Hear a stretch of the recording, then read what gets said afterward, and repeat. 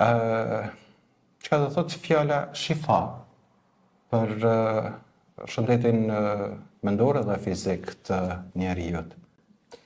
Sigurisht në Kur'an, në fjalën e krijuesit fuqiplot, Allahut subhanahu wa taala, fjala shifa përmendet disa herë në shumë ajete kuranore.